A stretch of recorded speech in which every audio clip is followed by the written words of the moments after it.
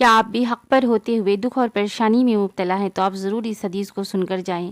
دیکھیے، حضرت انس رضی اللہ عنہ سے روایت ہے کہ قیامت کے دن اہل دوزخ میں سے، یعنی ان لوگوں میں سے جو اپنی گناہوں کی وجہ سے دوزخ میں جانے والے ہوں گے، ایک ایسے شخص کو لایا جائے گا جس نے اپنی دنیا کی زندگی نہایت عیش و آرام کے ساتھ گزاری ہوگی۔ پھر اس کو دوزخ کی آگ میں ایک غوطہ دلایا جائے گا، یعنی جس طرح کپڑے کو رنگتے وقت رنگ میں ڈال کر بس ایک ڈوب دے کر نکال لیتے ہیں،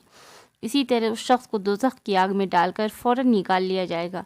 پھر اس سے کہا جائے گا کہ اے آدم کے فرزند، کیا تو نے کبھی خیریت اور اچھی حالت بھی دیکھی ہے، اور کیا کبھی عیش و آرام کا کوئی دور تجھ پر گزرا ہے؟ وہ کہے گا کبھی نہیں، قسم خدا کی اے پروردگار۔ اور ایک ایسے شخص کو اہل جنت میں سے، یعنی ان خوش نصیب بندوں میں سے جو اپنی ایمان والی زندگی کی وجہ سے جنت کے مستحق ہوں گے، لایا جائے گا، جس کی زندگی دنیا میں سب سے زیادہ تکلیف میں اور دکھ میں گزری ہوگی، اور اس کو ایک غوطہ جنت میں دیا جائے گا، یعنی جنت کی فضاؤں اور ہواؤں میں پہنچا کر فوراً نکال لیا جائے گا۔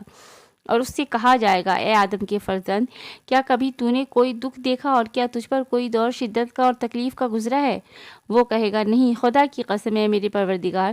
مجھ پر کوئی تکلیف نہیں گزری اور میں نے کبھی کسی تکلیف کا منہ نہیں دیکھا۔